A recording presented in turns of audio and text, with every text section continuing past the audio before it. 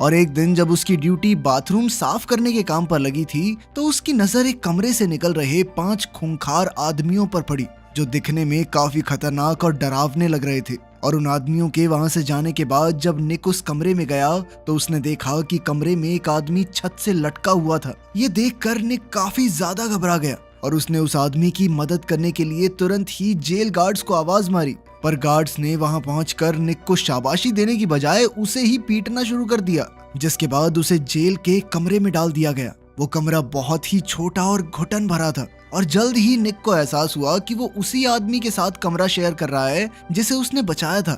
असल में उस आदमी का नाम क्योशी था जो शिरामित्सु गैंग का एक मेंबर था। साथ ही क्योशी ने बताया कि उसके पास जेल से भागने का प्लान है जिसमें उसे निक की मदद चाहिए थी और अगर निक इसमें उसकी मदद करेगा तो इसके बदले में निक को शिरामित्सु गैंग का सपोर्ट मिलने वाला था। असल में क्योशी के मुताबिक सबसे पहले उन्हें एक तेज धार औजार की जरूरत थी जिसे ढूंढने की जिम्मेदारी निक पर रहेगी। इसके बाद उसे इस तेज धार हथियार से क्योशी पर हमला करना होगा, जिसके बाद जेल गार्ड्स उसे हॉस्पिटल ले जाएं, जहां उसके गैंग के आदमी पहले से उनका इंतजार कर रहे होंगे। कुछ देर तक सोचने के बाद निक आखिरकार इस काम के लिए तैयार हो गया और उसे ये करने का मौका तब मिला जब सभी कैदियों को बाहर काम के लिए ले जाया गया।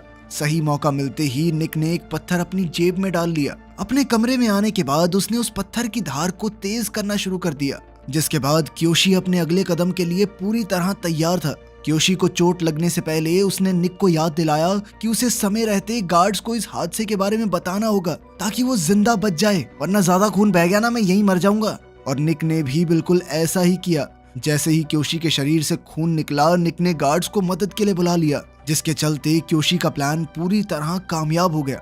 और इधर अगले दिन से जेल में निक का स्टेटस काफी बढ़ गया और शिरामित्सु गैंग के सपोर्ट के बाद से अब उसे जेल के नियमों के हिसाब से नहीं जीना पड़ता था और धीरे धीरे उसकी सजा भी काफी कम हो गई। थोड़े ही समय बाद वो जेल से आजाद भी हो गया, पर अब निक पूरी तरह से बदल चुका था। निक के जेल से निकलते ही उसने देखा कि एक गाड़ी पहले से ही उसका इंतजार कर रही थी और उसकी गाड़ी में बैठते ही वो लोग उसे सीधा शिरामित्सु गैंग के हेडक्वार्टर्स में ले गए, जहां गैंग के कुछ लीडर्स उसका इंतजार कर रहे थे। और निक से मिलते ही उन लोगों ने सबसे पहले क्योशी की मदद करने के लिए उसका धन्यवाद किया और फिर उसे उसका पहला काम दिया, जिसमें उसे एक अमेरिकन बिजनेसमैन से एक डील करनी थी। और इधर निक भी बिना कुछ सोचे इस काम के लिए तैयार हो गया। उसी शाम गैंग के मेंबर्स ने निक को खर्चे के लिए कुछ पैसे दिए, जिसके बाद निक आराम करने की बजाय शहर में घूमने चला गया। और कुछ देर तक घूमने के बाद वो एक बार में पहुंचा, जहां उसकी नजर एक जापानी औरत पर पड़ी। निक को उस औरत की पर्सनैलिटी काफी पसंद आई और वो उसे एक अच्छी टिप देकर सोने चला गया। अगली सुबह क्योशी निक को डील के लिए एक मेटल फैक्ट्री में लेकर गया, जहां उसकी मुलाकात एंथनी नाम के एक अमेरिकन बिजनेसमैन से हुई। पर निक को वहां देखकर एंथनी कुछ खास खुश नहीं था और उसने निक को बुरा भला सुनाना शुरू कर दिया। साथ ही उसने बताया कि वो शिरामित्सु गैंग की कोई शर्त नहीं मानेगा, क्योंकि उसकी बात उनके विरोधी सीसु गैंग से भी चल रही है। अगर तुम मुझे बढ़िया डील नहीं दोगे तो वो तो दे ही देंगे। एंथनी बहुत ज्यादा बदतमीजी से बात कर रहा था और निक अच्छे से जानता था कि अब बातचीत का कोई फायदा नहीं है, इसलिए उसने एक टाइपराइटर उठाकर एंथनी को पीटना शुरू कर दिया।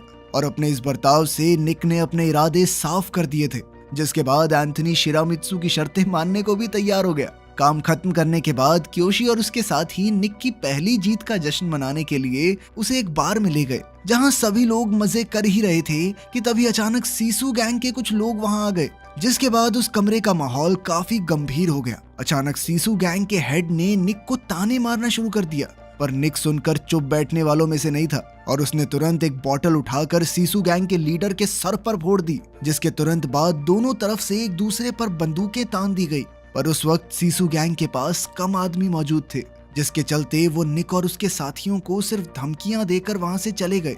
पर इधर निक ने अपने उबलते हुए गुस्से की बदौलत अपने शिरामित्सु साथियों का दिल और क्योशी का भरोसा दोनों एक साथ जीत लिया था, जिसके चलते क्योशी ने उसे रहने के लिए एक फ्लैट और याजुका क्लैन का हिस्सा बनने का ऑफर दिया, जिसके लिए निक तुरंत तैयार हो गया। कुछ दिनों बाद क्योशी ने उसे उसका दूसरा काम दिया, जिसमें उसे एक बार ओनर से मिलना था जो शिरामित्सु गैंग की बात नहीं मान रहा था। और इस बार भी निक ने उसी अंदाज से काम किया जिसके लिए वो फेमस था। इस बार क्योशी ने भी उसका साथ दिया और अपने इस तरीके से वो गैंग का दबदबा बढ़ाते जा रहे थे।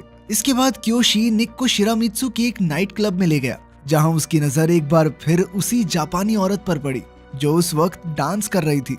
पर तभी निक ने देखा कि क्योशी अचानक उसे डांस फ्लोर से खींचता हुआ बाहर ले गया। पर क्योशी की आवाज में उस औरत के लिए चिंता और फिक्र थी। जल्द ही निक भी वहां पहुंच गया, जिसके बाद उसे पता चला कि ये लड़की क्योशी की बहन मियू है। और साथ ही क्योशी ने निक से उसे सही सलामत घर छोड़कर आने को कहा।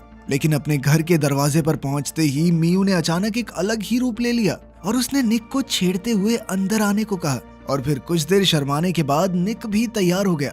अपनी बातचीत के दौरान निक की नजर मियू की पीठ पर बने याजुका क्लैन के टैटू पर पड़ी, जो उसके अंडरवर्ल्ड के साथ रिश्तों का सबूत था। अगले दिन क्योशी ने निक को एक और काम दिया, जिसमें उसे एक अमेरिकन सोल्जर से हथियारों की डीलिंग करनी थी। लेकिन इस डील की खबर शिरामित्सु के किसी मेंबर को नहीं होनी चाहिए, जिसका मतलब था कि निक को ये सारा काम अकेले करना होगा। अगले दिन जब निक इसी डील को करने के लिए डॉक्स पर पहुंचा तो उसे वहां एक अनजान लाश दिखाई दी। और इससे पहले कि निक कुछ समझ पाता, अचानक सीसू गैंग के कुछ मेंबर्स वहां पहुंच गए। असल में वो लोग डील खराब करके सारा पैसा लूटने के लिए आए थे। पर निक ने खतरे को पहले ही भांपते हुए $2 मिलियन को गाड़ी की सीट में छुपा दिया, जिसके चलते चू गैंग के सदस्यों को खाली हाथ ही वहां से जाना पड़ा। पर जाने से पहले उन्हीं में से 2 आदमियों ने निक के ऊपर बंदूक तान दी। पहले तो निक उनकी बात मानता रहा, लेकिन जब उसे अपनी जान पर खतरा महसूस हुआ तो उसने अचानक एक आदमी से उसकी बंदूक छीनकर चू गैंग के 2 सदस्यों पर गोली चला दी। और ये देखकर बाकी आदमी भी पीछे हट गए। पर वो सभी ये बात अच्छे से जानते थे कि निक की इस हरकत का नतीजा बहुत भारी होने वाला था। और हुआ भी कुछ ऐसा ही। इस घटना की खबर जल्द ही शिरामित्सु गैंग के लीडर्स तक पहुंच गई, जिसके लिए उन्होंने तुरंत ही एक मीटिंग बुलाई, जिसमें निक और क्योशी भी मौजूद थे। लीडर को शक था कि शायद उन्हीं के किसी आदमी ने डील की खबर लीक की है, जिस पर क्योशी ने लीडर से कहा कि आप चिंता मत कीजिए, पैसे बिल्कुल सही हैं। पर लीडर इसके बावजूद भी निक से कुछ खास खुश नहीं था, क्योंकि उसके मुताबिक निक की इस हरकत से एक बहुत बड़ी गैंग वॉर शुरू हो सकती है। और इसी गैंग वॉर को रोकने के लिए लीडर ने ट्रेडिशनल तरीका इस्तेमाल करने का फैसला किया, जिसमें माफी के तौर पर शिरामित्सु गैंग की तरफ से 2 कटी हुई उंगलियां सीसू गैंग को दी जाएंगी, ताकि गैंग वॉर को रोका जा सके। ये सुनकर क्योशी को काफी बुरा लग रहा था, क्योंकि उसी ने निक को इस काम में खींचा था और इसलिए उसने निक के साथ इस सजा का भागीदार बनने का फैसला किया। जिसके बाद निक और क्योशी ने अपनी एक उंगली काट कर लीडर के सामने रख दी। कुछ देर बाद गाड़ी में निक और शिरामित्सु के लीडर के बीच एक आम बातचीत हुई, जिसमें लीडर ने गैंग के अंदर एक गद्दार होने की आशंका जताई, जो जरूर उनकी जानकारी बाहर दे रहा था।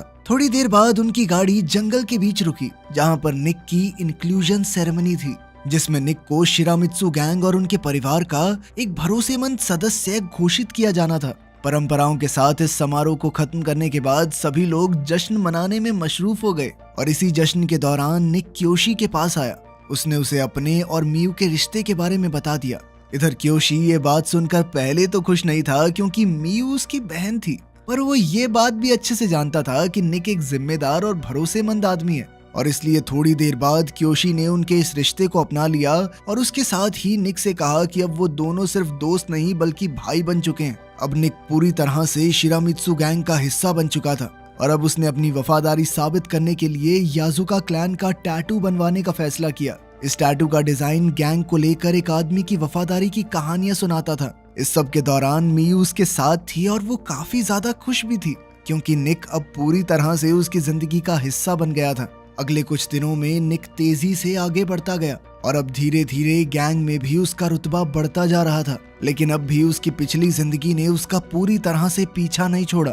एक दिन जब वो मियू के साथ ट्रेन में सफर कर रहा था, तभी उसकी नजर एक जाने पहचाने चेहरे पर पड़ी। असल में ये सीसू गैंग का वही आदमी था जिसने उसे मारने की कोशिश की थी। और ये देखते ही निक पूरी तरह से चौकन्ना हो गया। उसके दिमाग में पहली चीज आई कि उसे किसी भी तरह से मियू को खतरे से बाहर करना है। उधर सीसू गैंग के कुछ लोग शिरामित्सु गैंग के लीडर से मिलने के लिए उनके हेडक्वार्टर्स में पहुंच गए। असल में वो लोग शिरामित्सु के साथ एक डील करना चाहते थे, पर उन्होंने किसी सीनियर मेंबर को भेजने की बजाय एक जवान लड़के को डील के लिए भेज दिया। और ये बात लीडर को कुछ खास पसंद नहीं आई। पर इसके बावजूद भी ओरोची नाम के एक सदस्य ने लीडर को ये डील एक्सेप्ट करने को कहा।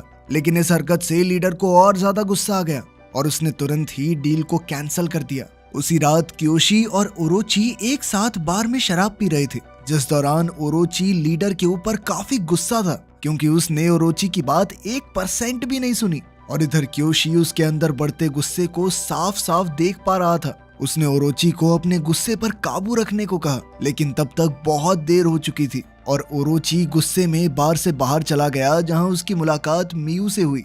असल में ओरोची और मियू पहले एक दूसरे से प्यार करते थे और ओरोची अब